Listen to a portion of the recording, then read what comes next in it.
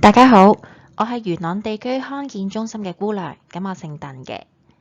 咁拍晒呢段片嘅目的呢，就係為咗方便一啲平時工作比較繁忙啦，又或者呢周身唔得閒嘅會員，即使佢哋有糖尿病或者血壓高呢，都得到相關嘅照顧，可以預防一啲風險同埋併發症嘅。咁留意翻啦，我哋個片段呢，只係供會員參考嘅啫。好啦，首先呢，就相信大家呢，聽書之前呢，就做過一個簡單嘅生活習慣課堂前嘅評估問卷嘅。未做嘅朋友唔緊要，如果你哋有部智能手機嘅話呢，咁你哋可以呢掃一掃個 QR code，入邊呢就大概有9題問題到啦，都係簡單啦一啲生活習慣嚟嘅啫。如果未做嘅朋友嘅話呢，可以攞部電話掃一掃，做一做先。好，咁我哋嘅課堂呢，就係關於一啲糖尿病嘅資訊嘅。咁首先呢，話晒醫生都話你有糖尿病啦，咁但係糖尿病究竟係啲乜嘢嚟嘅呢？咁我哋呢，就會教大家認識下究竟乜嘢叫做糖尿病啦。糖尿病唔講唔知，其實呢，佢就分4大類型嘅。咁話晒醫生都話你有糖尿病啦，咁究竟你係屬於乜嘢類型嘅糖尿病呢？都會為大家一一解釋嘅。成日都話糖尿病，其實係咪淨係擔心血糖升高呢？絕對唔淨止嘅。咁我哋呢都會介紹一啲糖尿病嘅併發症俾大家認識嘅。當然啦，併發症呢就不停嚇你啦，大家都唔想啦。咁我哋呢都會介紹翻一啲預防糖尿併發症嘅技巧嘅。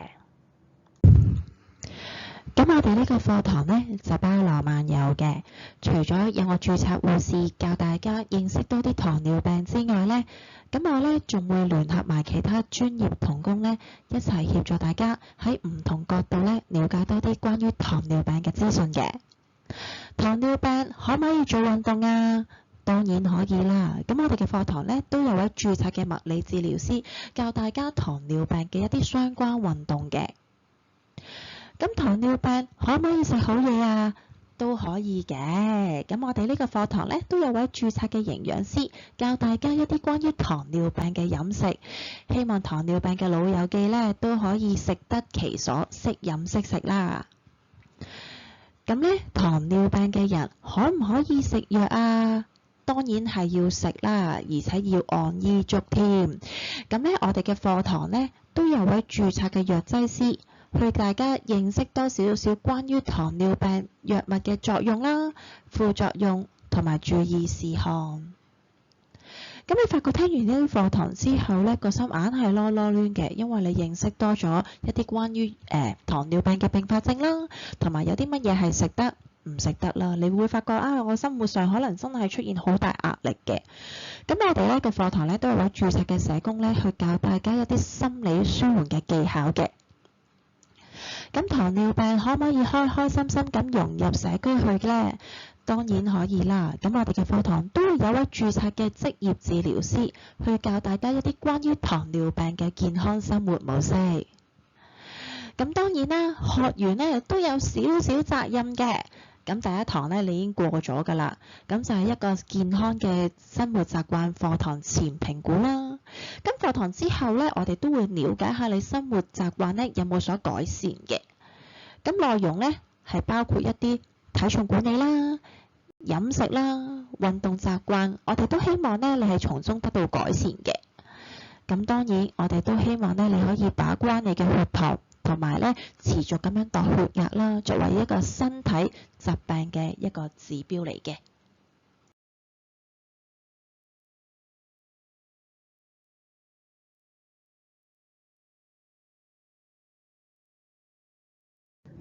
好啦，咁我哋呢就即將入正題啦。咁究竟乜嘢係糖尿病呢？咁首先呢，就教大家認識咩叫血糖先啦。人人都會食嘢啦，咁個食物進入口腔，經我哋嘅牙齒、嘴嚼嚼下咁樣啦。然之後呢，呢個食團呢就會進入我哋嘅食道，一條隧道啦，就經過我哋嘅胃部就開始消化啦。消化之後，當中就有我哋嘅葡萄糖啦，同埋營養啦。咁呢啲葡萄糖咧就會吸收喺我哋嘅身體入邊啦，係咪啊？咁咧就會進入咗我哋嘅血液，就形成血糖嘅。咁我哋嘅血糖咧就唔會不停咁樣升高啦。咁所以咧接住落嚟，我就會介紹一位朋友俾大家識嘅。咁呢位咧就叫做胰島素兄弟啦。咁胰島素咧本身咧就係胰臟分泌出嚟嘅一個荷爾蒙嚟嘅。咁佢咧就負責咧好好咁控制我哋嘅血糖嘅。當我哋嘅血糖食完嘢之後有所提升咧，就不能夠不停咁樣提升噶嘛。咁咧胰島素朋友咧就會幫我哋嘅血糖拉翻落嚟，希望咧恢復到一個正常嘅水平嘅。咁咧佢都係咧作為能量嘅來源嚟嘅，將我哋嘅血糖啦。咁但係人咧會唔會病咧？絕對係會啦，係咪啊？咁咧，當我哋咧正常嘅情況之下咧，食完嘢血糖會提升，胰島素就幫我哋拉翻個血糖水平翻一個正常嘅水平啦。咁當我哋冇食嘢空肚嘅時候咧，咁咧都希望可以咧釋放啲糖分，而令到我哋嘅血糖咧就不至於出現低血糖嘅症狀啦。咁但係人病嘅時候咧就會出現失衡嘅情況嘅。當我哋血糖咧出現過高嘅情況之下咧，咁我哋咧個腎咧本身有啲咩用啊？知唔知個腎有咩用啊？個腎咧就係咧幫我哋咧撈翻一啲有用嘅物質翻嚟，包括我哋嘅葡萄糖同埋蛋白質啦。咁但係頭先我提及到胰島素未必分泌得咁好嘅時候，有機會咧血入邊嘅血糖水平咧就會持續過高嘅，而令到我哋嘅腎呢個筲箕撈唔翻我哋嘅糖分出嚟嘅，而令到咧過多嘅糖分咧經過我哋嘅小便咧排出體外，就形成糖尿啦。咁呢度就簡單介紹一下咧糖尿病究竟係啲乜嘢嚟啦。糖尿病咧大致咧就會分4個類型嘅，咁你又睇下你自己屬於邊一個類型啦。咁首先咧，我哋講下2型嘅糖尿病先。2型糖尿病咧就真係右上角嗰幅圖嚟嘅。咁你見到一個身形比較大隻嘅人啦，係咪啊？你唔好理佢男人對女人啦，男人女人都可以係嘅。咁你側邊咧會見到好多雞髀啊、漢堡包啊、雪糕啊、蛋糕咁樣嘅。咁即係代表呢個人咧就可能食嘢咧就唔係幾節制啊，係咪啊？佢咧睇呢個情況咧，唔係佢胰島素分泌唔到喎，而係佢不停咁樣食，日日24小時好似食 buffet 咁嘅狀態咧。咁其實胰島素即使有效咁分泌嘅話，都未必可以將咁高嘅糖分拉翻一去幾個正常嘅水平度嘅。咁呢個咧就係我哋2型糖尿病啦，主要咧係一啲中老年人為主嘅。咁但係又咁講啦，醫生如果真係經過抽血之後發覺你血糖高嘅話咧，都未必話即刻俾粒藥你食嘅。咁我哋可以有時叫佢去注意下飲食啦，保持翻適當嘅運動嘅話咧，都有機會可以改善翻嘅情況嘅。咁當然啦，如果飲食繼續唔控制，繼續唔做運動嘅話咧，久而久之糖尿病嘅情況就更加之嚴重啦，就可能面對一個藥物嘅治療啦。咁呢個就係我哋2型糖尿病嘅。講完2型啦，我哋就講下左手邊嘅1型糖尿病啦。1型糖尿病咧，你發覺嗰幅圖咧同2型嗰幅咧真係差好遠㗎喎。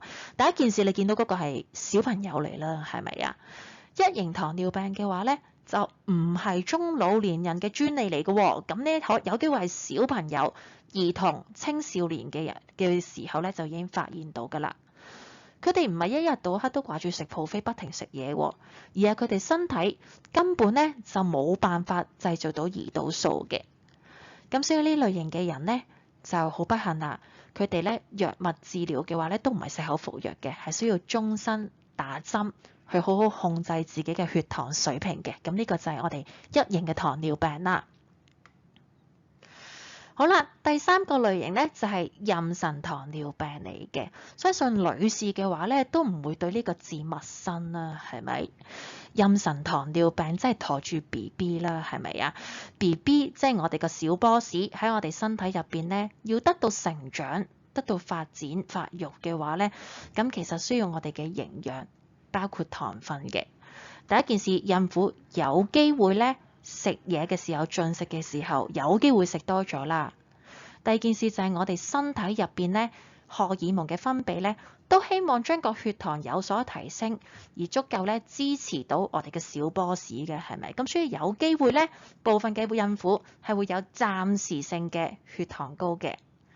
不過又咁講啦，咁理論上咧，當個波士咧生咗出嚟之後咧，個血糖水平係應該係會回復翻正常嘅水平嘅。不過女士都值得注意啦，如果你懷孕期間係曾經有妊娠糖尿病嘅話咧，日後得到二型糖尿病嘅機會咧都會大咗嘅。咁所以如果年齡達到40或者45歲以上咁樣啦，其實都值得咧去做一啲檢查咧，去睇下自己有冇糖尿病嘅。好啦，最後啦就係關於一啲其他病變嚟嘅。相信大家都聽過腫瘤啦，咁你話我哋嘅胰臟會唔會有腫瘤呢？當然係會啦。當一個病變嘅時候，你叫佢可唔可以有效製造到胰島素呢？真係好坦白講，就真係未必得嘅。咁你話可以點算呢？咁有幾個做法啦。咁如果你喺早期嘅時候發現到真係胰臟出現咗個腫瘤嘅話，可以點樣啊？咁我哋可以用一個外科手術嘅方法呢，就切咗部分嘅腫瘤。咁理論上呢，呢一個影響呢，糖尿病嘅影響呢，都係暫時性嘅。咁但係又咁講啦，胰臟腫瘤或者癌症啦，咁好多時咧都係中後期先發現嘅。咁你話去到呢個地步嘅時候，可唔可以透過外科手術去做切除呢？好坦白講就未必得嘅。咁所以咧，一啲關於其他病變嘅話咧，有機會係暫時性，亦都有機會係永久性嘅。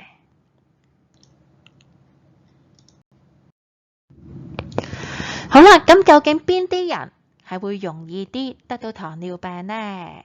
咁首先呢，有家族史嘅人呢係會容易啲得嘅，可能基因嘅問題啦。如果你發現你嘅直系親屬，包括你嘅父母啦、兄弟姊妹有糖尿病嘅話呢，而你得到糖尿病嘅機會呢都會大大提高嘅。不明原因嘅好容易攰嘅人啦，咁又或者血壓高、血脂高嘅人啦，我哋成日都話三高三高，你發覺咧呢三姊妹咧一個高揾你嘅話咧，其他都陸續有嚟。咁所以頭先我都提到啦，如果你真係有血壓高或者有糖尿病嘅話咧，其實係值得定時去 check 下自己嘅血壓或者血糖嘅。生活習慣唔係幾好嘅人啦，即係頭先我講嘅二型糖尿病啦，係咪啊？肥胖嘅人士啦，又或者中老年人嘅。不過咧呢度有少少澄清啦，係咪中老年人就一定會有容易啲糖尿病呢？咁其實又唔係嘅。香港大概喺50-60年代啦，咁其實你話係咪好着重去宣傳一啲基層健康、一啲預防或者疾病護理嘅信息呢？咁其實又唔係嘅，係咪啊？講緊香港以前呢。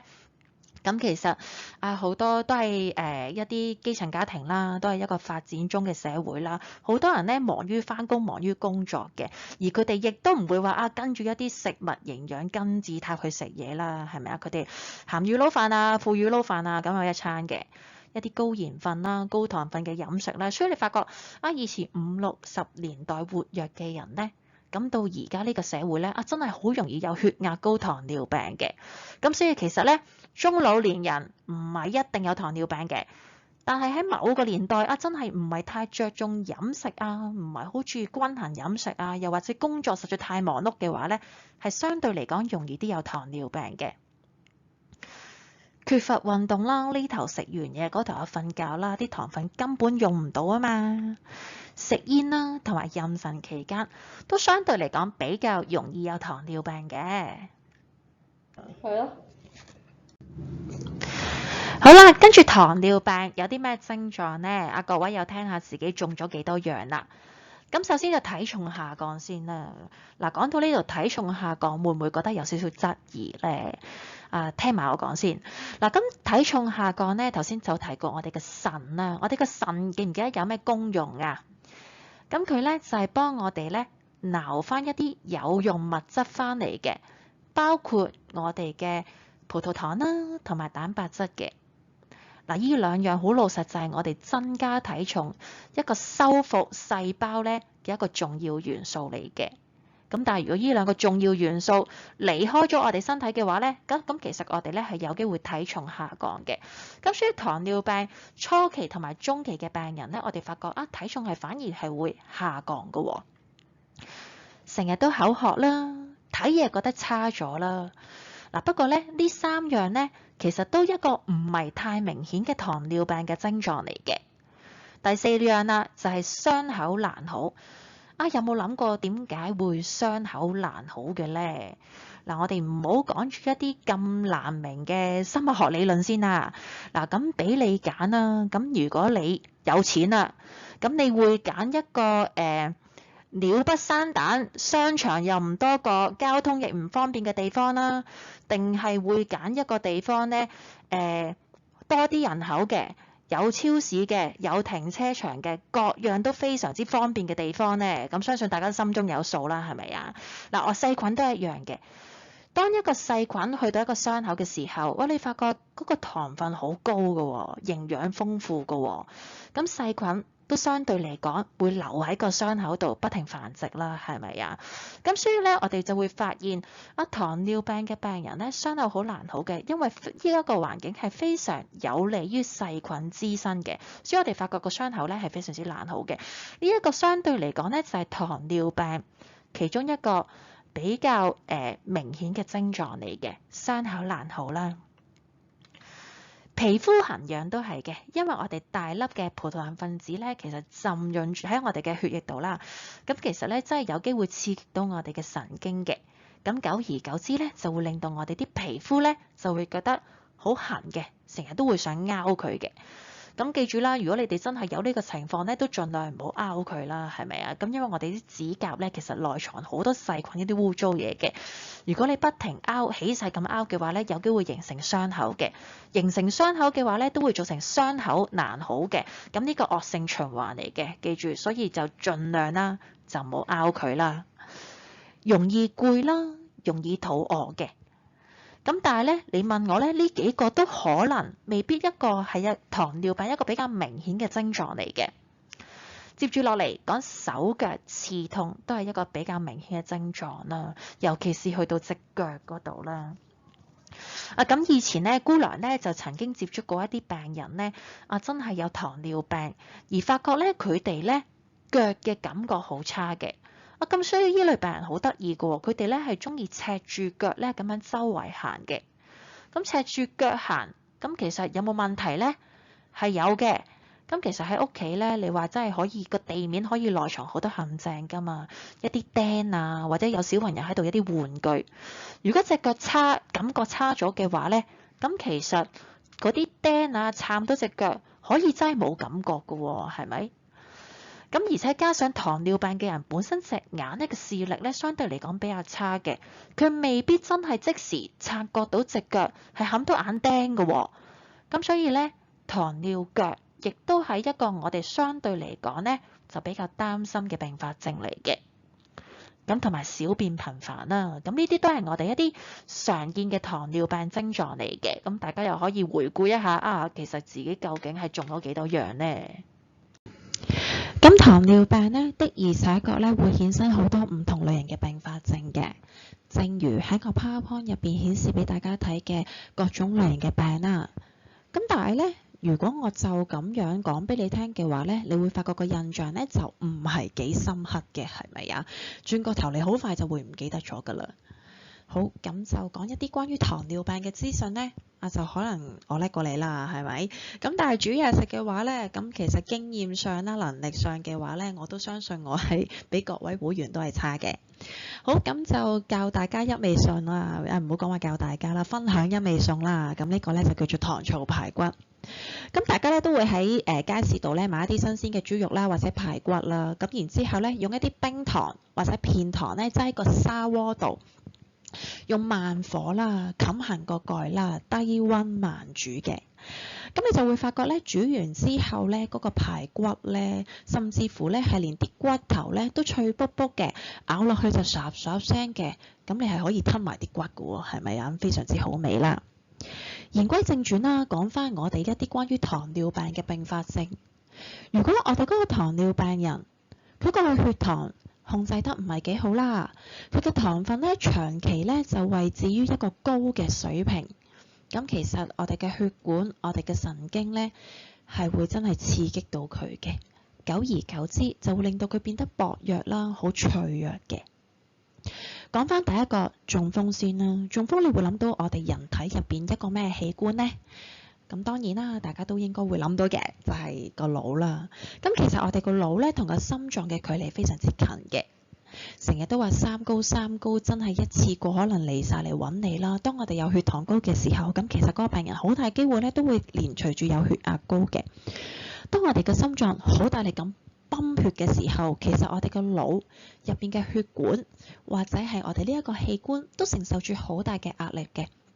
久而久之，都會令到我哋啲血管變得脆弱、變得薄弱，有機會令到佢出現裂縫，而本身需要運到順去嘅血，亦都有機會咧透過呢啲裂縫咧滲漏出嚟嘅。滲漏咗之後，我哋人有一個機制咧就叫凝血，嗰嚿血咧就會凝固咗，紮住咗喺我哋個腦嗰度嘅。咁所以紮住唔同嘅邊個嘅區位，就有機會係影響到佢嘅功能，因而形成中風啦。心臟病、冠心病亦都係一樣啦。心臟係一個我哋好重要嘅器官嚟嘅，一年365日，一日24小時，每一分每一秒都為我哋工作嘅。一個咁勤力嘅器官，當然我哋就要俾啲甜頭佢啦，係咪俾飽飯佢食啦？咁我哋咧就會透過血管運送啲血液，而血液咧入邊有營養同埋有糖分嘅，去支持住我哋嗰個心臟嘅運作嘅。好，又諗翻起我哋個糖醋排骨啦。當我哋個病人如果佢嘅血糖長期位置於高嘅水平嘅時候，其實係真係會刺激到當中嘅血管同埋當中嘅器官嘅，心臟亦都係一樣。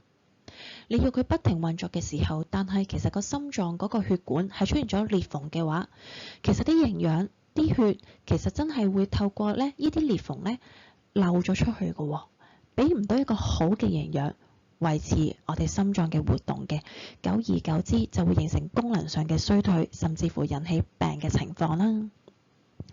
糖尿腎都係啦，相信大家都應該有少少印象啦。我哋嘅腎有啲咩作用嘅？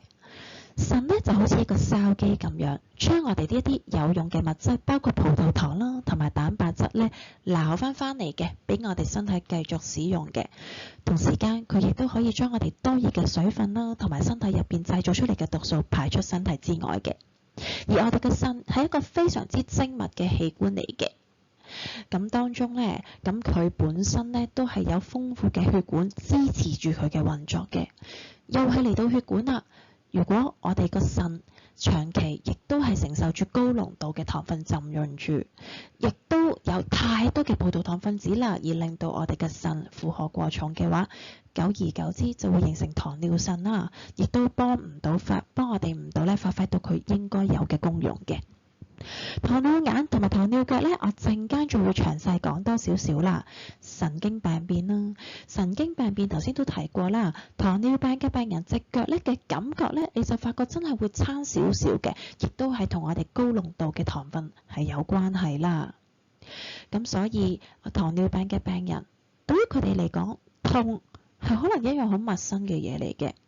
當然啦，痛唔係一個舒服嘅感受，但係絕對係一個保護我哋嘅機制嚟嘅。萬一糖尿病嘅人失去咗痛呢個感受，佢真係踩到粒釘嘅時候，其實佢唔可以即時處理呢粒釘嘅問題，更加處理唔到傷口嘅問題，久而久之都會影響到傷口嘅愈合啦，又或者咧係細菌嘅感染嘅。咁當然啦，糖尿病咧係一個慢性終身嘅疾病嚟嘅。雖然佢真係會衍生好多嚴重嘅併發症，但係只要配合一啲適當嘅治療咧，我哋係可以絕對有效咁樣成功咁樣可以控制嘅血糖，防止併發症嘅發生嘅。好，頭先同大家講過咧，話要講埋個糖尿眼同埋糖尿腳嘅，呢兩樣咧亦都係我哋最擔心嗰個情況嚟嘅。先講個糖尿眼先啦，咁啊上面咧你見到有兩幅圖嚟嘅，左右之分啦，係咪？我哋講咗一個正常嘅先。正常嘅話咧，你見到個眼底鏡咧色澤咧係非常之靚嘅，每一條血管咧都好鮮明，亦都好清晰咧，形成一個網絡嘅結構咁樣嘅。咁所以咧，你會發覺咧，我哋咧嗰個眼底每一寸嘅細胞、每一寸嘅神經都得到好嘅營養、好嘅養分、好嘅糖分去支持佢啦，先至可以令到佢有能力工作㗎嘛。咁呢個咧就係一個我哋靚嘅眼底鏡嚟嘅。咁有比較就固然有傷害啦。咁你比較咗一個正常嘅眼底鏡，你就發覺右邊咧嗰個糖尿眼咧嗰個眼底病變咧，你就發覺相對嚟講咧嗰個色澤係一啲都唔鮮明嘅，好暗啞嘅。再細心啲睇，其實佢嘅血管咧相對嚟講咧就唔係條條咁鮮明嘅，而佢啲網絡嘅分支咧連隨住咧係有啲一點點嗰啲斑點喺度嘅。咁嗰啲咧，其實就係我哋嘅血塊嚟嘅。血塊凝固咗喺我哋眼底度，實實在在一個固體，壓住我哋眼底咧嘅神經嘅細胞嘅，而令到佢得唔到足夠嘅營養，得唔到足夠嘅養分。而我哋嘅細胞咧，其實係不停咧將一啲毒素咧排離佢嘅細胞外嘅。咁所以咧，呢啲細胞呢啲毒素咧，咁其實就會積聚住喺我哋眼底，久而久之會影響到細胞嘅敏感度啦，亦都會影響到我哋嘅視力嘅。最尾嚴重嘅話，係會令到我哋呢個病人咧失明嘅。糖尿腳亦都係一樣啦，本身係一隻好靚嘅腳嚟嘅，你會發覺。當我哋呢個會員咧真係唔小心咧踩到一口釘咁樣啦，形成一個細細嘅傷口啦。而佢亦都唔知道真係實實在在有個傷口喺度，個傷口咧就持續不斷咁樣惡化啦。由第二個階段去到第三個階段，甚至乎去到第四個階段出現發黑，我哋叫做 neoprotic， 即係壞疽咗個情況。呢隻腳咧係充滿住細菌嘅。細菌嘅成長方式咧係1變4、4變12，係非常非常之快嘅，所以我哋隻腳由開頭少少發黑咧，有機會真係令到成隻腳咁樣發黑嘅。不過又咁講啦，你細心啲睇嘅話咧，你發覺呢個箭嘴咧係可以逆轉嘅喎，所以透過我哋咧定時嘅檢查啦，咁其實當我哋發現隻腳有個細細嘅傷口喺 Stage 1嘅時候咧，如果我哋咧配合適當嘅藥物治療啦，咁譬如真係好好咁食翻個糖尿藥啦，又或者真係驗到有唔同類型嘅細菌，食翻相關嘅抗生素，再加上姑娘細心咁樣幫你洗傷口啦，用翻適當嘅敷料咧，你發覺咧嗰個情況係可以逆轉嘅。咁當然你真係要定時咁樣 check 下隻腳仔嘅喎。如果你又唔 check，或者望自己嘅隻眼又唔係幾好，又真係望唔到嘅話咧，久而久之真係會令到個情況咧係惡化開去嘅。咁如果咧大家會員咧真係有幫襯開政府嘅普通科門診嘅話咧，其實只要係血壓高、糖尿病咧，都會定時做一個眼睛嘅檢查同埋足部嘅咩評估咁樣嘅，係一定有嘅，大概半年至1年一次到啦。咁當然啦，我哋就唔係淨係依賴呢半年同埋1年嘅例行檢查嘅，我哋咧做一個醒目嘅病人咧，都真係有責任定時檢查下自己隻腳嘅。好啦，咁就講咗好多關於糖尿病嘅併發症俾大家聽啦，係咪聽到大家個心都囉囉攣咧？係啦，少少啦，係咪啊？咁我哋咧就講翻香港嘅情況先啦。目前香港就大概有70萬名糖尿病患者，佔咗人口嘅1成度嘅。呢個數字唔係我亂噏嘅，係真係糖尿病聯會喺2022年嘅時候做嘅一個 research 嚟嘅。咁但係你問我70萬係咪真嘅咧？嗱，我覺得咧，香港就有一個特性嘅，就真係好忙嘅，係咪啊？無論咩年齡階層嘅人都非常之忙嘅。小朋友忙唔忙啊？忙啦，而家又要返學，放學又要學琴棋書畫，係咪啊？咁就返工嘅人忙唔忙就更加唔使講啦，係咪啊？而家甚至乎放咗工之後都會帶自己嘅嘢返屋企做啦，係咪啊？天水圍嘅人咧，婦女居多嘅。咁就40-50歲嘅人係真係相對嚟講係比較多嘅。你問婦女，雖然未必個個真係要工作啦，咁但係相對嚟講，佢哋係咪真係最得閒呢？又唔係㗎喎。佢哋要買餸啦，要煮飯啦，要照顧屋企啦，有海量嘅家務，忙唔忙啊？非常忙啦。咁你話退休人士得閒啊啩？又唔係㗎喎。退休人士都可以有佢哋嘅激情㗎喎，係咪啊？佢哋工作咗咁多年，其實都可以享受自己生活。可以揾翻佢哋自己嘅興趣嘅，咁當然你話要揾翻自己嘅興趣嘅時候，就都需要去抽少少時間去支持去做呢一樣嘢啦。咁所以佢哋係咪真係忙呢？係真係好忙㗎喎，真係要逼起心肝做一啲篩查計劃嘅話呢，係唔容易嘅。而且你發覺個數字咧係明顯上升緊嘅，點解啊？嗱，回想翻3年前係我哋疫情，即係相對嚟講咧係嗰個明朗期就唔係幾高嘅時候啦，冇得去旅行係咪啊？少出街，少運動。咁但係咧，我哋冇得去啦，係咪冇得去啦？係咩啊？喺香港安在家中，只要撳個電話，其實中日韓、歐美、意大利所有美食，你可以相對嚟講用一個比較合理嘅價錢咧，其實都已經享受到啦，啱唔啱啊？咁就多吃啦，少運動啦，咁所以咧就其實就好容易會令人患上二型糖尿病啦。當中年紀受過35歲嘅人咧，已經有2% 咧係患上糖尿病啦。你問我都未必係真嘅，點解啊？誠如我之前所講啦。其實香港小朋友係非常之忙嘅，琴棋書畫樣樣皆精，呢度放低個書包，嗰度又拎起個吉他，又要學嘢啦，係咪啊？而且都有個屋企人真係要好細心咁樣留意小朋友個成長啦、疲倦啦、活躍程度同埋身體狀況嘅，先至的起心肝帶一個小朋友喺百忙之中抽空嚟見醫生，談何容易呢？係咪啊？再加上如果年紀大過65歲嘅人，當中超過20% 嘅人都真係患上糖尿病嘅，咁就所有聽眾咧，理論上咧都係醒目嘅一群，真係愛惜自己健康嘅一群嚟嘅。但係當中有幾多個人又真係咁醒目、咁愛惜自己身體啊？好多隱蔽嘅長者其實都未必係包括喺呢20% 入邊嘅。咁究竟點樣先至可以控制糖尿病呢？第一件事，人哋話你有糖尿病，你都要了解自己屬於邊一類型嘅糖尿病先得㗎。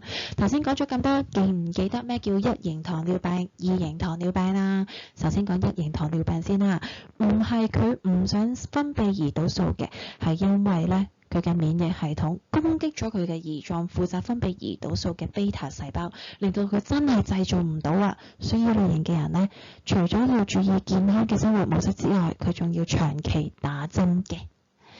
咁2型糖尿病係乜嘢啊？2型糖尿病咧就係一啲胰島素出現抗阻性，又或者唔係佢分泌唔到嘅，佢有分泌嘅，但係嗰個人日又食，夜又食，不停食一啲高濃度糖分嘅食物，咁其實佢都有機會係胰島素分泌得唔係好夠嘅，咁呢個就2型糖尿病啦。咁呢個咧一個好嘅健康生活模式，控制飲食，做翻適當嘅運動就尤其重要啦。而且我哋都要維持健康嘅生活模式嘅。咁咧，如果大家咧有做我哋會員嘅話咧，相信咧都做過一個健康風險評估嘅。不如都會問過你有冇食水果啊？食足拳頭 size 兩磅水果啊？你蔬菜先要足夠嘅喎，食得足夠嘅蔬菜模式啦。同埋啲芹菜都需要同我哋嘅活動咧係有啲分別嘅喎，你真係嘅心肝做住個步係啦，但係真係做得急步行啦，緩步跑啦，手提極步啦，半徑啦，甚至乎可以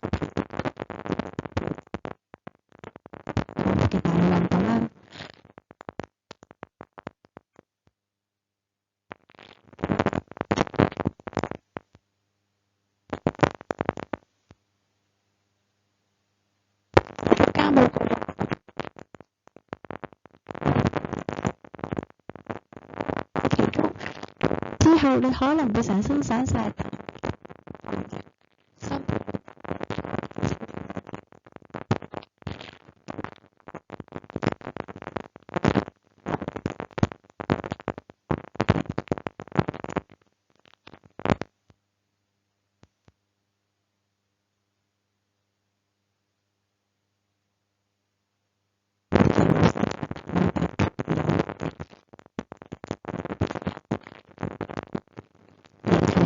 少少咧就係維持高水平嘅狀態嘅。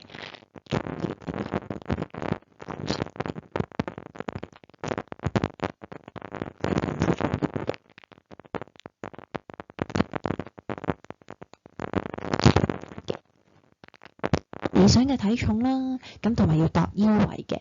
咁記住度腰圍唔係淨係睇下你條腰有冇蛇腰嘅。咁咧其實度腰圍就係我哋中央肥胖內臟脂肪嘅一個指標嚟嘅。如果真係想了解多啲嘅話咧，之後你再問翻姑娘，問多少少意見亦都可以嘅。了解翻我哋嘅併發症啦，再重複講一次咧就無謂多講啦。咁其實咧有一個好好嘅方法去記住佢啦，最緊要我哋係真係了解到併發症嘅成因啦，係咪啊？真係印象深刻嘅，記唔記得糖醋排骨啊？我哋由頭數到落腳趾尾，其實只要有血管、有器官嘅地方，都會俾高濃度嘅糖分影響到，從而引申為其他併發症嘅。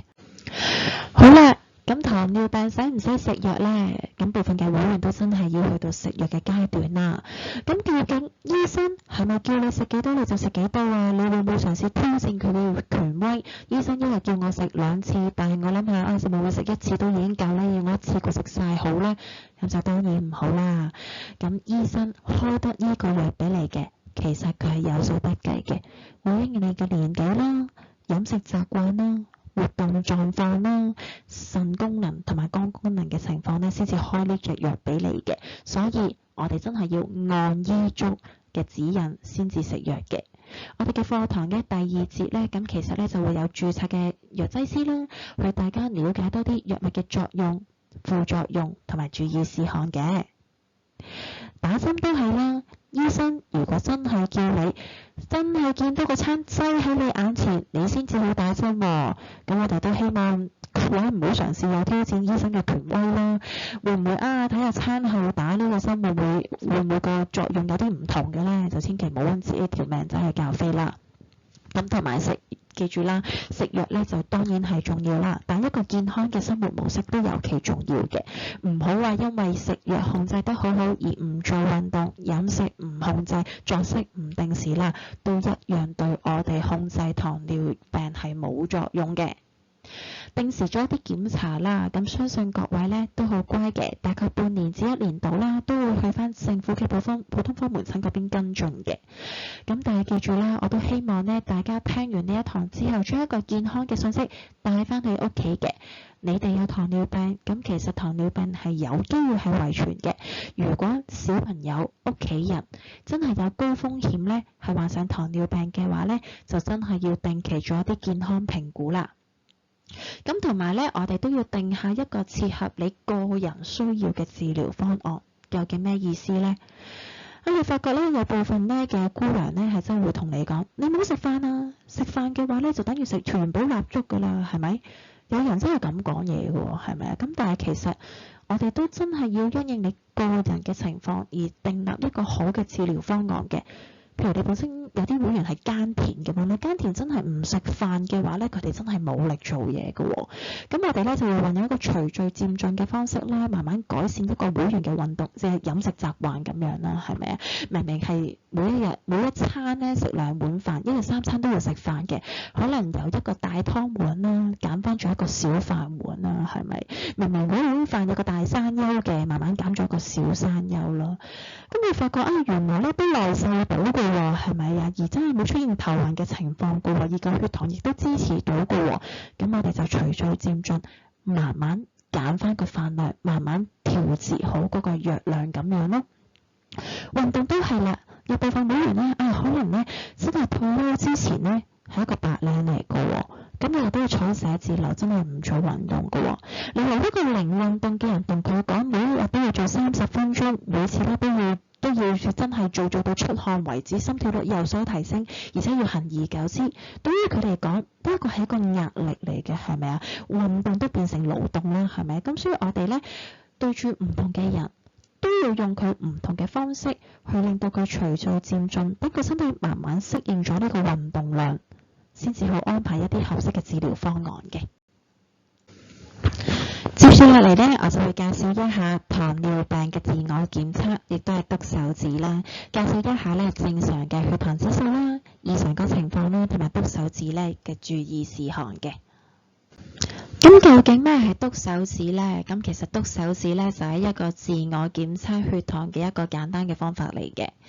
咁透過一支小針仔啦，咁喺我哋嘅手指頭又或者其他地方啦，經皮膚呢就取得呢我哋一啲微血管嘅血液，然之後呢就利用呢啲血糖計呢嚟測量一下我哋嘅血糖值嘅。咁當然你話喺醫院啊或者診所抽血驗出嚟嗰個結果咧就最準確啦，100分嘅準確啦。咁呢個篤手指嘅方法其實都準確嘅，咁就係一個有80%準啦。咁中間嗰個係乜嘢嚟嘅咧？中間呢一個咧就係好得意嘅，好似一個按鈕咁樣咧，就貼喺我哋嘅手臂上臂嗰度嘅。咁中間咧其實有一支細針仔咧，就係穿刺咗我哋嘅皮膚啦。咁但係你話會唔會好痛咧？咁其實又唔會㗎喎，係咪啊？咁呢一個方法咧就係可以咧唔使話次次咧篤手指揾支針頭咧篤到肉，咁我哋咧都可以咧攞到一個血糖嘅參考值嘅。只要用呢部機向呢個按鈕嘟一嘟咧，咁其實咧就可以直接出到一個血糖嘅讀數出嚟嘅。咁你話佢有咩好處呢？好處就當然唔使針針篤到肉啦。而且呢，我唔知大家會員有冇試過呢？喺夜闌人靜半夜2點幾3點嘅時候，我突然之間覺得好頭暈，好唔舒服，半夜醒咗。夜闌人靜嘅時候，你就發覺其實咁樣嚟篤手指嘅話，成個人都醒晒啦，好影響到睡眠質素，好影響到休息嘅喎，係咪啊？咁你用呢部機嘅話呢，我哋就可以呢喺我哋第二朝瞓醒嘅時候，撳翻尋日2點零3點鐘啦，嗰個血糖嗰個水平係幾多嘅？咁因為佢係可以呢24小時監測到我哋嗰個血糖嘅變化嘅。而且呢隻血糖機呢，就尤其呢適用於小朋友啦，因為你叫啲小朋友針針篤到肉嘅話，其實佢哋都好慘嘅，係咪？咁所以呢一隻血糖機都有佢嘅好處嘅。咁當然佢都有佢嘅唔好處啦。第一樣就係貴啦，係咪啊？呢啲貼嘅話呢，相對於一啲針仔嚟講呢，係絕對係貴嘅。而且呢，佢就耐唔耐用呢？咁廠商就聲稱就可以貼個2個禮拜到啦。咁但係你話佢都有會防水嘅，咁但係你話防水嗰個能力、嗰個質素究竟好唔好呢？咁啊有待商榷啦。貴都當然係一個原因啦。咁同埋相對嚟講，佢嘅準程度呢，就唔係話好高嘅。頭先講過話喺診所抽血咧就100分啦，篤手指就80分啦。咁呢一隻血糖呢隻嘟嘟機嘅話咧就大概60分啦。咁你見佢嘅說明書咧都寫得明如果你發覺個血糖值係有少少奇怪、有少少差異嘅話咧，都係建議你篤翻手指同埋求醫嘅。OK。咁最尾呢一隻咧智能手錶式無創嘅驗血糖機咧係點樣呢？其實只要你入翻自己嘅年齡啦、性別啦，咁其實咧你一擠隻手指落去咧，10秒之內咧已經篤到嗰個都唔使篤啦，就已經顯示到嗰個血糖指數出嚟啦。當然呢啲咁兒戲嘅方法，嗰個準程度就有限啦，係咪？你要大概1成到啦，1-2成到啦，準確度嘅啫。咁當然，如果你話真係攞嚟教育嘅話，就千祈唔好依賴佢啦。攞嚟晒命嘅都還好啦，係咪啊？講笑啫。好啦，咁所以呢，市場上係嘅，知道嘅，篤手指係真係痛嘅。咁但係佢都當然未被淘汰，就當然佢有佢嘅原因啦。因為方便啦、簡單啦、易用啦，而且真係可以進一步了解呢我哋自己嘅血糖值，作為一個教育啦、飲食控制嘅一個指標。當然佢係有缺點啦，怕痛啊、怕血啊，咁啊真係慘啲嘅，係咪啊？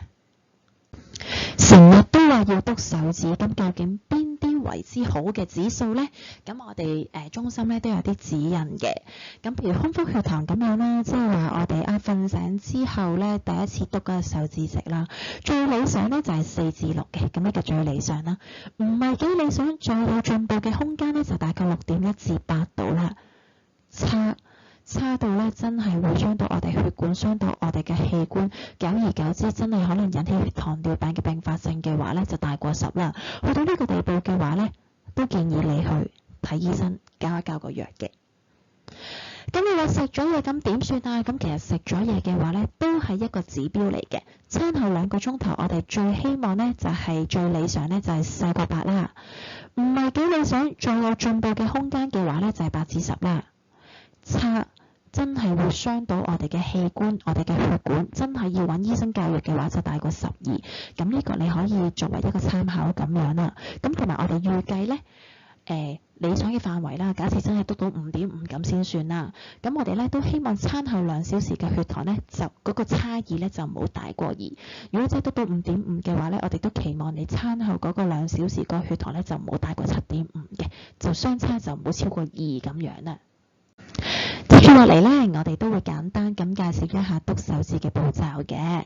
篤手指當然要準備5寶啦，係咪？邊5寶咧？冇血糖機就乜都唔使講啦，係咪？話篤手指啊嘛，冇支針都唔使講啦，係咪？冇個試紙都唔使講啦，係咪先？中間嗰個係咩嚟嘅咧？經過呢幾年疫情咧，相信大家都唔陌生啦。咁呢個就係我哋嘅手精結手指啦。好啦，咁呢一個最右手邊呢一個係咩嚟嘅咧？呢個咧就係一個針刺嘅傷啦。你就話篤手指去教藥啫，咁但係幫你處理垃圾嘅人唔期望入邊有支針會篤親佢噶嘛，所以咧我哋應該要用一個好好嘅承載器裝好呢啲針仔嘅。好啦，跟住我哋會講下一個篤手指嘅步驟嘅。所有嘢都係要由洗手開始嘅啦，唔使講。你食嘢之前會洗手啦，煮嘢食之前會洗手啦，去完廁所都會洗手啦。點解篤手指真係實實在在有個傷口你隻手仔嘅喎，你唔去洗手呢？其次呢，我哋就要了解下我哋會員嘅身體狀況啦。頭先講過空腹血糖同食咗嘢嘅血糖都有啲分別啦，所以我哋真係了解清楚、問清楚嘅。如果真係啱啱食咗嘢嘅話，咁我哋都有個概念啊，你個手指可能就會高啲嘅喎，個指數係咪啊？所以了解清楚就非常之重要啦。又或者有啲會員佢有出血傾向嘅喎，我哋篤完手指之後撳咧就唔係撳2-3分鐘嘅喎，可能真係要實實在在幫佢用少少力撳住隻手指大概20分鐘到，真係止咗血你先好攞走隻手嘅喎，所以了解情況係非常之重要嘅。第3樣就係準備好我哋嘅5寶啦，係咪？咁呢張相你問我咧都可以撐少，可能真係撐少少嘅。點解咧？因為咧準備呢部機嘅人咧，嗰隻手仔咧就掂到採血嘅部位啦。咁雖然我哋洗隻手啦，咁但係你話100% 無菌就當然唔係啦。咁就最好就唔好掂住啦，我哋就可以揸住側邊嘅位置篤入部機度就比較理想嘅。同埋準備唔同嘅針仔啦，係啦。咁呢一隻右手邊紫色呢一隻咧，就通常都係醫院用啦，就即用即棄嘅。咁你話屋企咧用呢一隻針嚟講咧，就可能真係會貴咗啲啦。咁都建議會員咧就買翻咧藍色呢一隻針仔嘅，相對嚟講咧就平少少嘅。但係記住啦，呢一隻針仔咧真係實實在在你會見到支針嘅，就真係要小心啲，唔好篤到手啦，尤其是幫人嗰個啦。好啦，咁酒精結手指啦，咁相信大家咧經過疫情之後咧就絕對唔陌生啦。好啦，咁又同大家分享少少啦。我哋咧成日捽手咧，好似對隻手唔係幾舒服嘅，係咪啊？你捽一次唔覺嘅，捽2次唔覺嘅。咁但係有部分嘅會員發覺咧，成日都揾啲結手指咧抹隻手嘅話咧，抹咗超過50次啊、100次咁樣咧，久而久之我哋隻手嘅皮膚咧係會非常之乾嘅。咁所以篤手指你話使唔使咁樣捽咧？嗱，有2個情況啦。如果你一日係篤成5、6、7、8次嘅話咧，真係要成日咁樣教育嘅話咧，建議你唔好咁樣抹啦，因為抹咗之後咧，你隻手可能真係有龜裂嘅情況嘅。你咁樣篤手指嘅話，就可能增加咗感染嘅風險啦。咁你話我都係隨機咁樣 check 嘅啫，一個禮拜可能 check 1至2次啦。咁你話唔係成日嘅話咧，就建議你抹一抹翻佢啦。好啦，咁就10隻手指有長短啦。咁究竟我哋揀邊一隻手去篤手指呢？咁都係一個學問嚟嘅。如果你唔係真係成日篤嘅話呢，就建議你唔好用一隻成日攞重嘢嘅手啦，係咪？因為你依頭有一個傷口喺度，嗰頭又真係掟米嘅話，咁好容易會引致佢出血嘅。咁就建議你用隻左手啦，即係唔係成日用嘅手嘅。我哋唔建議咧用手指公嘅，點解咧？因為手指公嘅話咧，其實佢係有一條小動脈喺度，萬一手勢唔係幾好，真係篤到個小動脈血管嘅話咧，你就發覺咧就會有條小噴泉噴咗出嚟，變咗你止血都難嘅，同埋真係好係痛嘅。手指尾用唔用咧？我哋都唔建議嘅，因為手指尾相對嚟講咧，啲血管就比較幼細少少啦。咁你話真係好有效篤到嗰條血管咧，有可能真係爭少少嘅喎。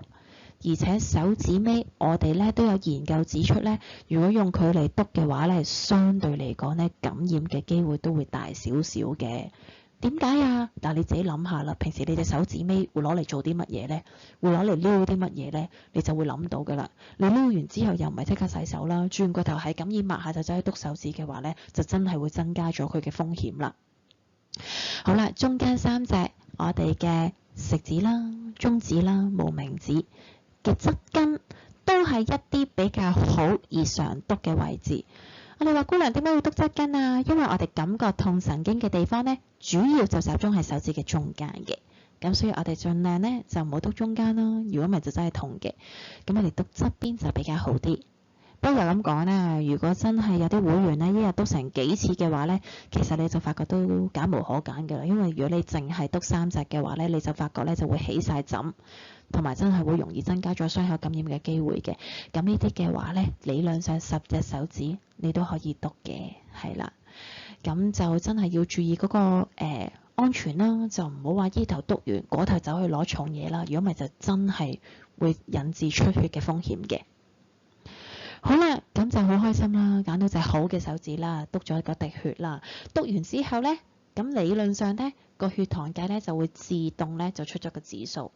咁所以咧，我哋最重要做一樣嘢係咩啊？頭先講過有部分嘅會員真係可能有出血傾向㗎喎，因為佢食緊啲阿士匹靈或者食緊啲薄血藥㗎喎，所以我哋真係要幫一幫我哋嘅會員咧，撳住隻手指先，幫助佢止血先，就唔好令到佢流血不止啦。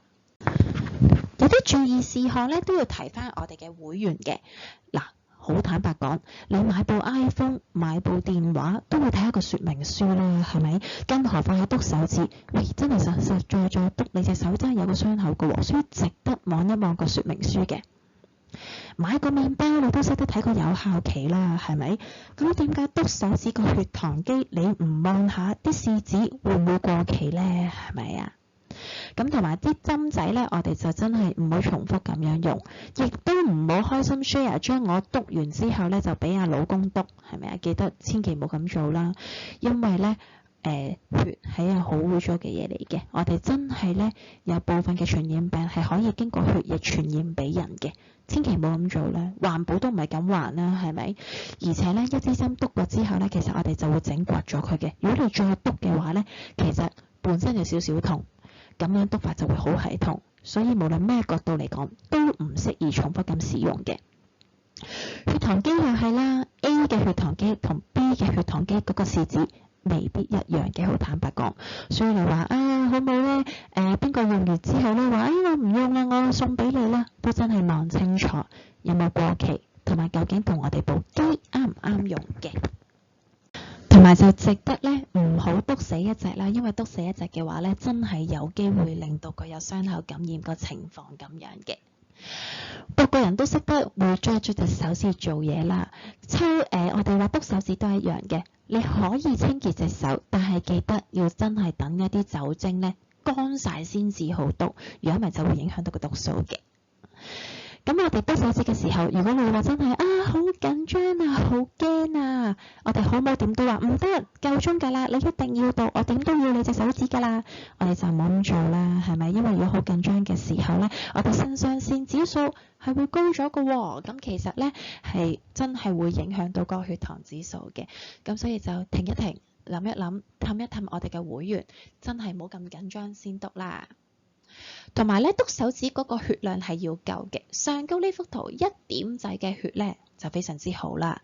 咁你話哇得個咁少，啜都啜唔到個滴血就唔係幾好啦，係咪？你話萬一真係唔係好夠嘅話，點算好咧？可唔可以死咪爛咪個滴血出嚟咧？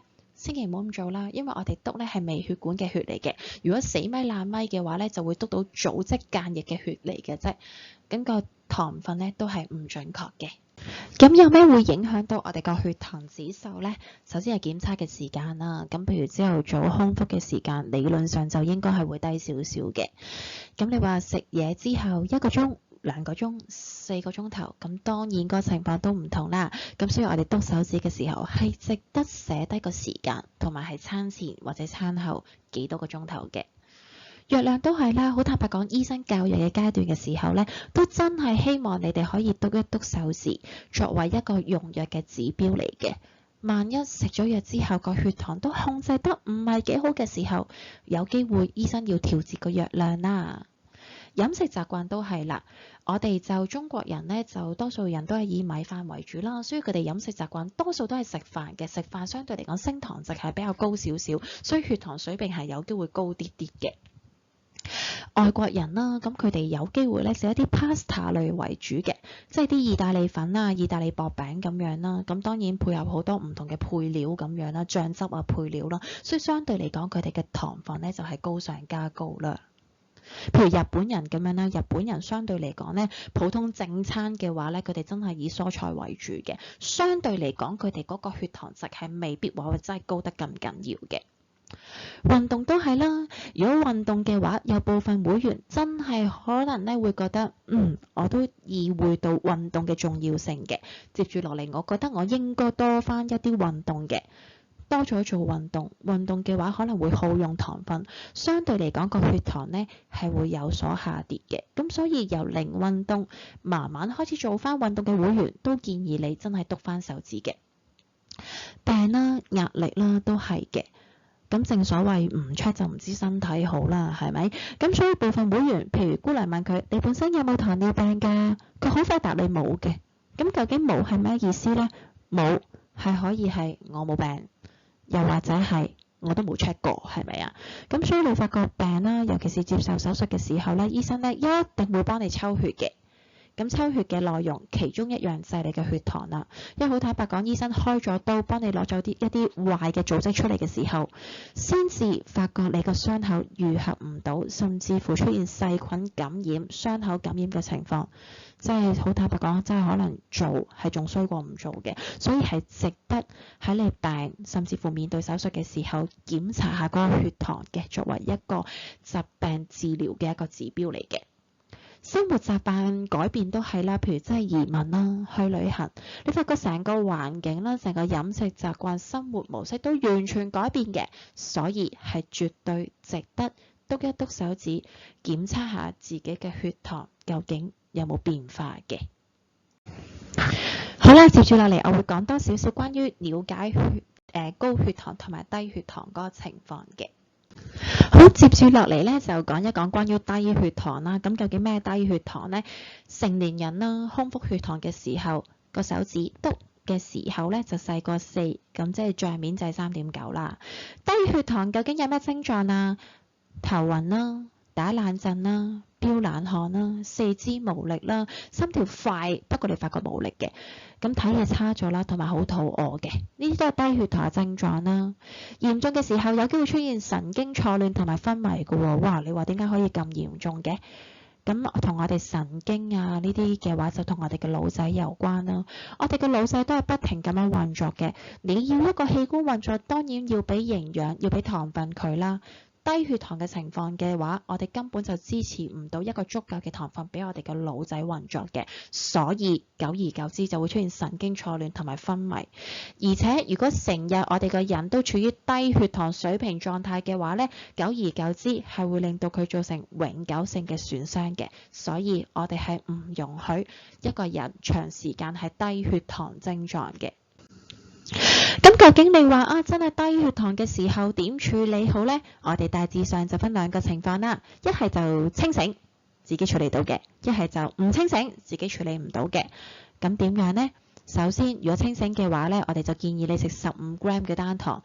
喂，你話姑娘咩叫15 gram 嘅單糖啊？15 gram 嘅單糖係可以係1包砂糖，呢啲喺大 X 樂啊、大 X 活啊攞嗰啲糖就係15 gram 嘅糖啦。又或者可以食3粒瑞士糖 size 嘅糖，又或者你話 OK 買罐汽水係最方便啦，係咪啊？我哋飲半罐啦至1/3罐嘅汽水呢，就正正就係15 gram 嘅單糖，容易吸收，即時提升到我哋嘅血糖量嘅。咁就期望15分鐘之後再篤刺個手指，睇下個情況改唔改善到啦。改善到嘅話呢，咁我哋呢就叫佢食15 gram 嘅複合糖啦，因為我哋都唔係話改善咗之後呢就由得佢自己走噶嘛，係咪先？我哋都希望呢個血糖水平可以維持到大概2個鐘頭到啦。去診所嘅去診所啦，翻到屋企嘅翻到屋企啦，起碼都係一個安全嘅時間啦。15 gram 嘅複合糖就可以係3塊梳打餅，又或者係1塊嘅白麵包咁樣啦。咁你話情況都係唔改善，咁點算啊？頭先嘅故事可以重複多一次嘅，15 gram 嘅單糖你可以再嗒多一次嘅。最簡單飲翻剩翻嗰罐可樂啦，嗒多幾粒糖仔啦，又或者大 X 樂嘅白砂糖咁樣啦。你話都係升唔翻，咁點算啊？唔好再重複啦，記住打3條9幫到你嘅。呢啲情況嘅話呢，就真係要接受藥物治療或者醫生重新教育先改變到嘅。咁你話唔清醒咁點算啊？食唔食糖啊？食唔食砂糖啊？食唔食麵包啊、汽水啊？記住，如果唔清醒嘅時候，千祈唔好咁做，因為我哋個人昏迷嘅時候呢，所有肌肉都會放鬆，包括氣管上高嗰個會厭嗰個肌肉呢都會放鬆咗嘅。咁所以如果我哋唔清醒嘅時候，我哋仲食咁多嘢嘅話，有機會係會令到個人落錯㗎，到時造成吸入性肺炎嘅話呢，就仲衰過唔食。所以如果發覺真係唔清醒嘅時候呢，只要打電話 call 3條9就已經足夠㗎啦。咁高血糖又係咩情況啊？高血糖嘅話呢，成年人空腹血糖值大過15就係高血糖啦。咁當然啦，講咗咁耐高血糖嘅話，就即係糖尿病嗰個情況啦，就有好多併發症嘅，包括中風、心臟病、其他血管嘅疾病、神經受損、視力問題、腎嘅病變啦。高血糖嘅人好得意嘅，我哋呢就目測就當然未必目測到啦，咁但係你會聞到一陣唔係幾好聞嘅甜味嘅，好似啲爛生果、爛蘋果嘅味咁樣咯，係啦。咁高血糖有啲咩處理方法啊？又係分清醒同埋唔清醒。清醒嘅話呢，當然我哋篤下隻手指先啦。我哋會鼓勵個會員呢飲多啲水。點解飲水又得啊？記唔記得糖尿病嘅人呢，有三個多嘅，就係食嘢多、飲水多同埋屙尿多。我哋就係要佢屙尿多。透過屙尿嘅情況呢，就將一啲多餘嘅糖分呢，就經小便排出體外。理論上呢，個糖分呢就可以降翻低嘅。咁你話唔得，咁點算啊？如果唔清醒嘅話呢，記住唔好質佢飲水，都唔好質佢食藥，食乜都唔好啦。記住打電話 call 3條9幫到你啦，好冇？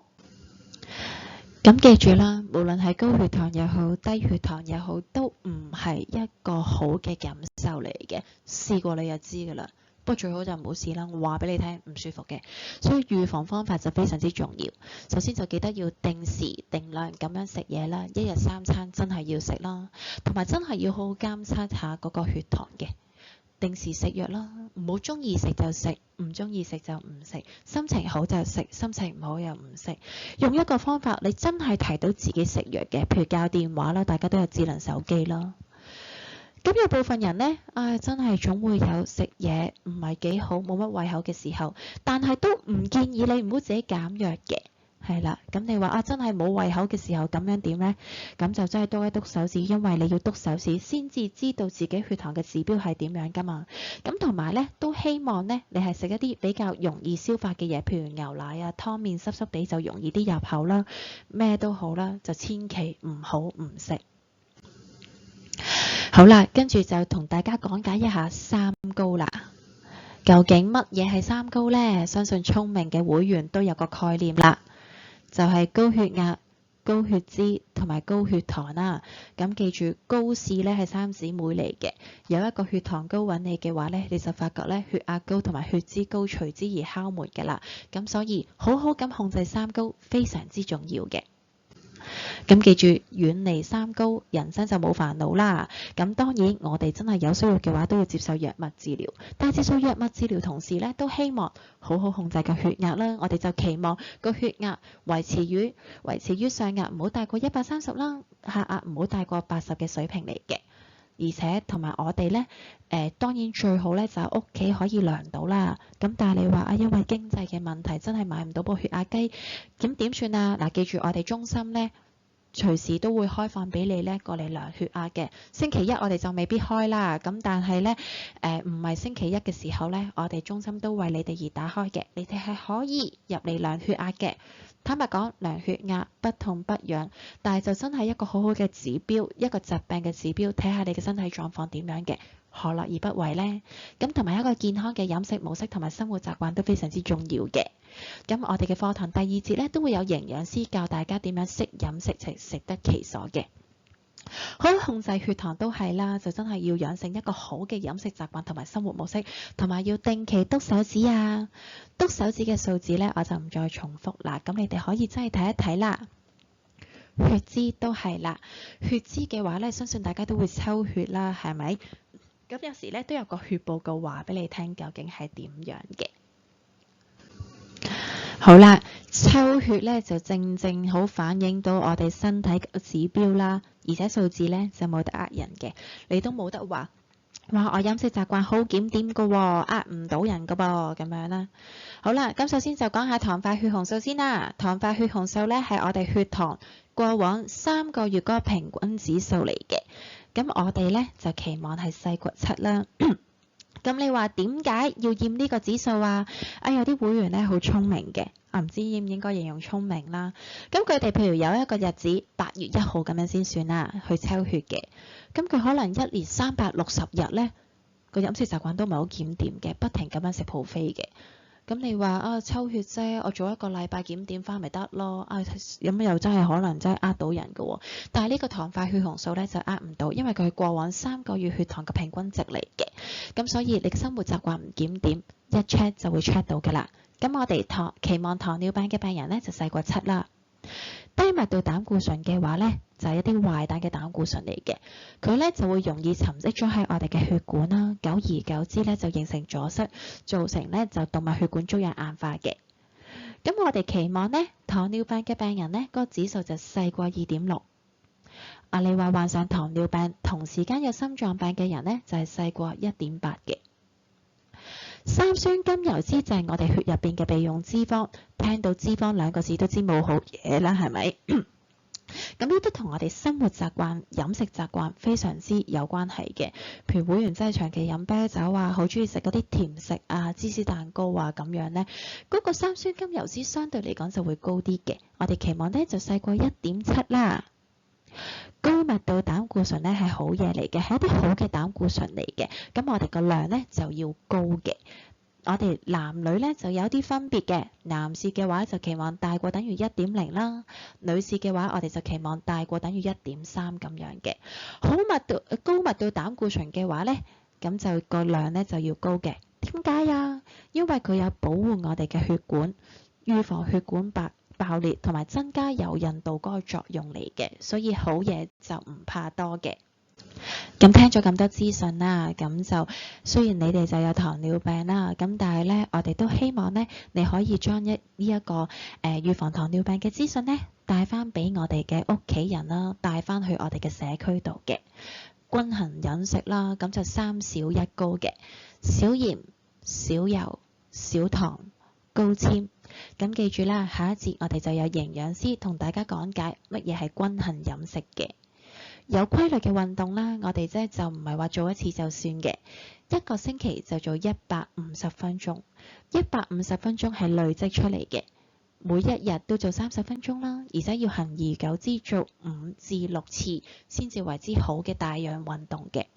帶氧運動係啲咩嚟嘅呢？就咁 window shopping 行街 shopping 買餸咧就唔算嘅，係真係的起心肝，着對波鞋，真係咧做一啲急步行啊、8段錦啊、耍太極啊，甚至乎游水啊、打波啊、球類活動呢啲先至係好嘅帶氧運動嚟嘅。關於運動，我哋課堂嘅第3節就會有一位物理治療師教大家點樣做一啲有效嘅運動嘅。維持理想體重啦，個 BMI 即係身體質量指數就係18.5至22.9嘅。定時做一啲檢查計劃啦。我相信各位會員應該定時咧都有喺政府嗰邊咧就做翻一啲跟進檢查嘅。咁但係屋企人嘅話咧就可能都唔知參加啲咩計劃好啦。咁我哋中心咧都有啲糖尿病同埋血壓高嘅篩查計劃嘅。如果有興趣嘅話，聯絡翻我哋姑娘啦。咁同埋咧多啲從事一啲社交活動，保持心境開朗嘅。好啦，咁相信大家聽完咁多資訊之後呢，可能都會有啲疑問嘅。咁如果真係有疑問嘅話呢，以下就係我哋中心開放時間啦。我哋逢星期一又或者公眾假期呢都會休息嘅。逢星期2、4呢就開朝頭早10點至夜晚9點嘅。逢星期3、5、6日，我哋嘅開放時間就係10點鐘到8點鐘嘅。我哋地址喺邊啊？我哋就喺天水圍北天秀路。如果搭輕鐵嘅話呢，就喺天水圍天秀路嗰個站度落啦。天一商城2樓嚟嘅，應該你哋都做過嘅。如果有電話查詢嘅話呢，你打電話嚟嘅話呢，可以打26022020嘅。介紹多一樣嘢啊，俾多個健康資訊你啦。嗱，如果你哋咧有智能手機嘅話咧，可以嘟一嘟呢個 QR code 嘅。咁我哋元朗地區康健中心咧嗰個網頁入邊咧有好多唔同類型嘅健康資訊嘅，包括糖尿病嘅資訊啦。除咗糖尿病之外咧，一啲新冠啦、新界西糖尿病社區資源冊嘅資訊啦，咁同埋咧一啲營養飲食正向思維嘅資訊咧入邊都有嘅，歡迎大家係可以睇多少少嘅。好啦，咁就今日嘅課堂呢，就差唔多完㗎啦。咁除咗我之外呢，我仲有好多其他唔同嘅專業同工呢，都會向大家喺唔同嘅角度講解多一啲關於糖尿病嘅資訊嘅。咁希望大家多多支持啦。好，咁就多謝大家呢，用咗個零鐘啦，喺百忙嘅時間抽空呢嚟聽一聽呢我哋嘅課堂啦。多謝晒大家，拜拜。